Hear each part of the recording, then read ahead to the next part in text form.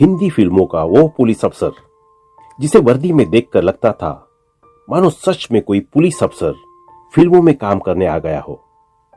Police की वर्दी में इनसे ज्यादा हैंडसम शायद ही कोई और दूसरा कलाकार देखा हो। कभी ये पुलिस, लेकिन बहुत कम लोगों को पता है कि अपने फिल्मी करियर की शुरुआत में कुछ फिल्मों में हीरो भी बने थे। ये केवल एक एक्टर नहीं बल्कि एक शानदार चित्रकार भी थे।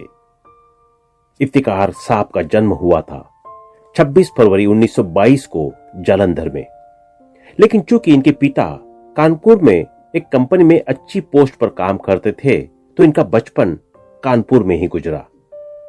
कानपुर से मैट्रिक पास करने के बाद इफ्तिकार ने लखनऊ कॉलेज ऑफ आर्ट्स का रुख किया और यहां से इन्होंने चित्रकला के डिप्लोमा हासिल किया।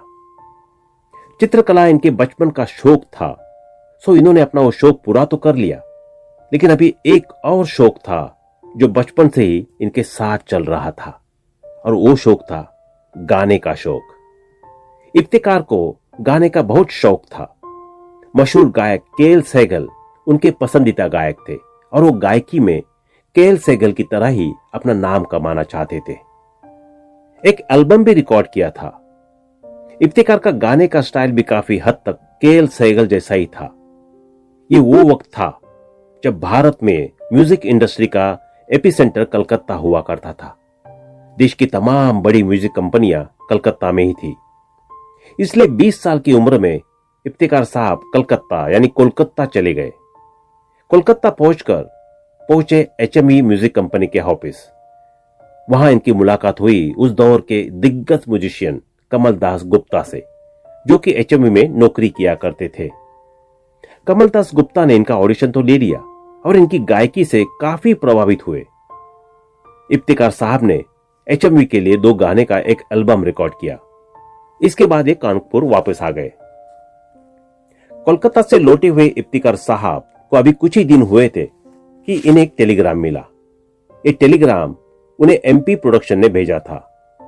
टेलीग्राम में संदेश था कि जितना जल्दी हो सके इफ्तिकार कोलकाता आ जाए।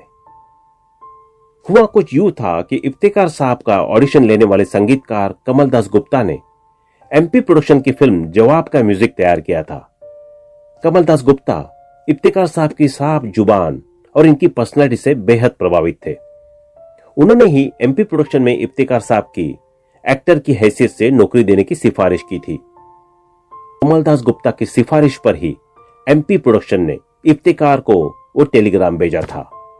इस वक्त तक सईदा नाम की कानपुर की एक लड़की से शादी के लिए इफ्तिकार साहब का रास्ता तय हो चुका था, लेकिन कलकत्ता में मिल रहे मौके को छोड़ना नहीं चाहते थे। इसलिए शादी को कुछ दिनों के लिए टालकर वो कलकत्ता आ गए और MP फिल्म में नौकरी करने लगे। कई दिन गुजर गए और इफ्तिकार साहब को फिल्म की शूटिंग शुरू ही नहीं हो पाई। इस बीच इफ्तिकार साहब जिस बिल्डिंग में रहते थे उसी में रहने वाली हना जोसेफ नाम की एक लड़की से इन्हें इश्क हो गया, जो कि यहूदी थी। इश्क और परवान चढ़ा तो इफ्तिकार साहब ने हना से शादी कर ली और उनका नाम बदलकर रेहाना अहमद कर दिया।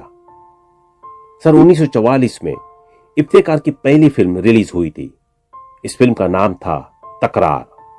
हालांकि यह फिल्म आर्ट फिल्म्स कोलकाता के बैनर तले रिलीज हुई थी, ना कि MP प्रोडक्शन के, जिसमें नौकरी करने इफ्तिकार साहब कानपुर से कोलकाता आए थे।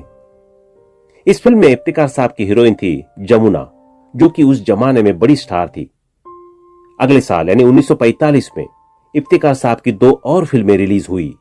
एक थी घर, जिसमें एक बार फिर से जमुना इनकी हीरोइन बनी, और दूसरी थी राजलक्ष्मी, और इस फिल्म में इनकी हीरोइन थी कानन देवी। राजलक्ष्मी फिल्म से ही तलत महमूद ने बॉलीवुड में बतौर गायक और अभिनेता अपने करियर की शुरुआत की थी। 1946 में इफ्तिकार साहब की बेटी सलमा पैदा हुई। अगले साल यानी 1947 में इनकी दूसरी बेटी पैदा हुई, जिसका नाम रखा गया सईदा।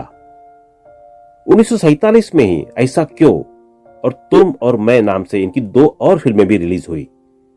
इन फिल्मों में भी ये हीरो थे। लेकिन जब भारत का बंटवारा हुआ तो इफ्तिकार साहब के माता पिता, भाई बहन और कई दूसरे सगे संबंधियों ने पाकिस्तान जाने का फैसला किया, जबकि इफ्तिकार अपने परिवार के साथ भारत में रहे। हालांकि दंगों की वजह से इन्होंने कलकत्ता छोड़कर मुंबई आने का फैसला किया। 1948 में ये कलकत्ता से मुंबई आ गए और खार इलाके में मौजूद एक होटल में इन्होंने मुंबई में अपना पहला ठिकाना बनाया। उस होटल का नाम था होटल एवरग्रीन। मुंबई आने के बाद एक बार फिर से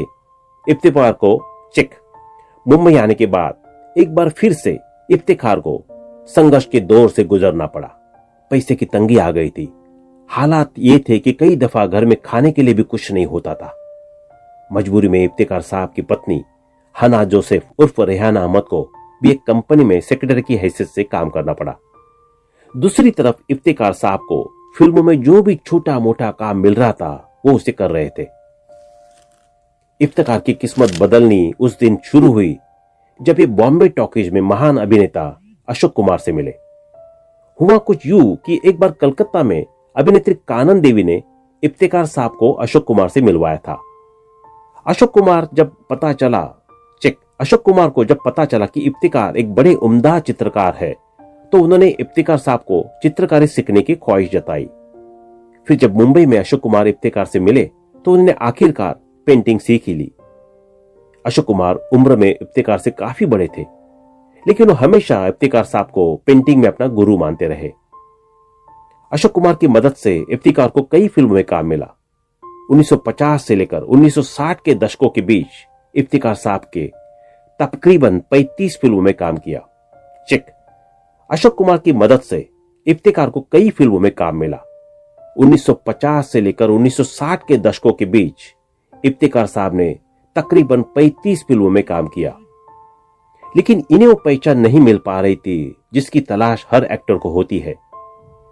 मगर फिर 1969 को वो फिल्म आई जिसने सही मायनों में इफ्तिखार साहब की किस्मत को पूरी तरह से बदल कर रख दिया, और यह फिल्म थी BR फिल्म्स की इत्तेफाक। इत्तेफाक वो पहली फिल्म थी जिसमें पुलिस ऑफिसर के रोल में इन्होंने कमाल कर दिया। हालांकि इस फिल्म से पहले भी कुछ फिल्मों में पुलिस वाले के रोल में दिख चुके थे, लेकिन इस फिल्म में पुलिस की वर्दी में इतने हैंडसम दिखे थे जिससे पहले कभी नहीं दिखे थे।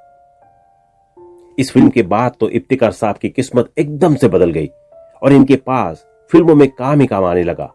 बढ़िया काम आया तो बढ़िया पैसा भी आया, और आखिरकार खार में ही इन्होंने अपना खुद का एक फ्लैट खरीद लिया। इफ्तिखार साहब अपनी कामयाबी का श्रेय हमेशा अशोक कुमार को देते हैं। वो कहते थे कि अशोक कुमार ही थे जिनकी मदद से BR फिल्म्स में उन्हें एंट्री मिली थी। इत्तेफाक की कामयाबी के बाद इफ्तिखार को एक से बढ़कर एक फिल्म मिली और उन्होंने भी कई बड़ी बड़ी फिल्मों में काम किया। तकरीबन 50 साल लंबे अपने फिल्मी करियर में इफ्तिखार साहब ने लगभग 300 फिल्मों में काम किया।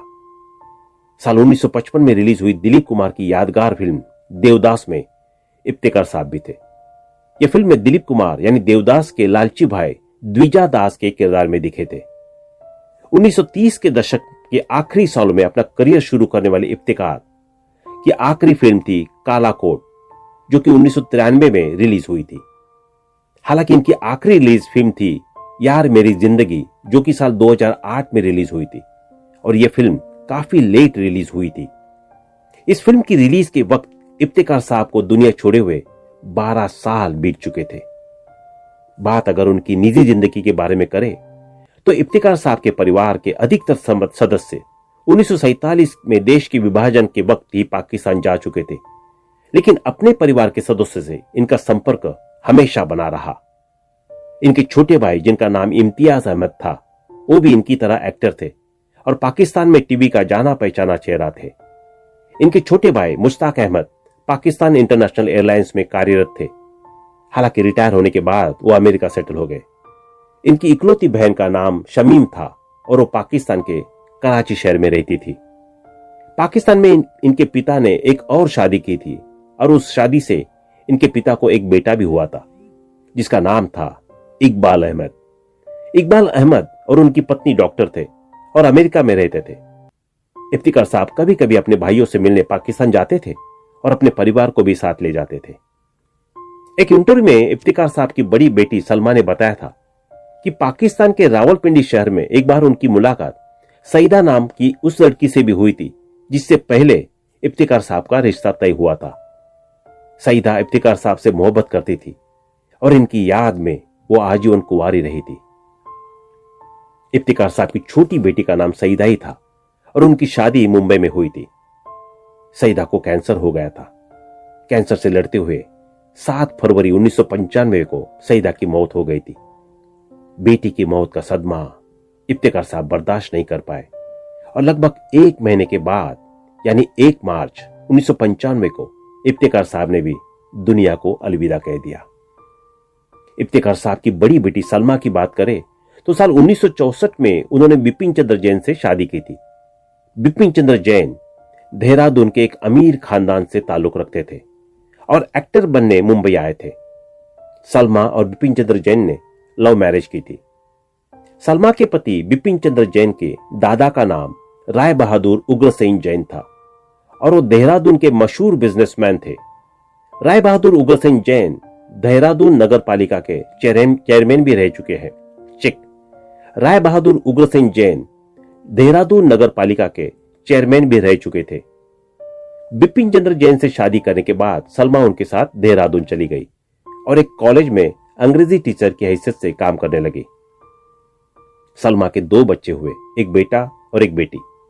सलमा की बेटी की शादी हो चुकी है और वो लंदन में रहती है, जबकि उनके बेटे का नाम विशाल जैन है और वो उनके साथ मुंबई में रहते हैं। हालांकि विशाल जैन देहरादून में अपने पिता के साथ भी वक्त गुजारते हैं। दरअसल शादी के 15 साल बाद सलमा और बिपिन चंद्र जैन तलाक लेकर अलग हो गए थे, जिसके बाद से ही सलमा मुंबई में रहती थी। बात अगर सलमा की मां यानी इफ्तिकार साहब की पत्नी हना जोसेफ और रेहाना उर्फ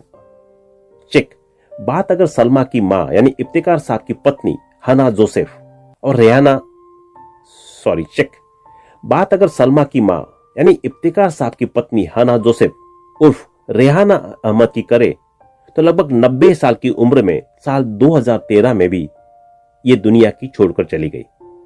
बेशक हिंदी फिल्मों में पुलिस ऑफिसर के रोल्स में एक से बढ़कर एक एक्टर नजर आए और हर किसी की अपनी अलग खासियत रही, लेकिन इफ्तिकार साहब जैसा पुलिस ऑफिसर हिंदी सिनेमा में शायद ही कोई दूसरा नजर आ पाएगा।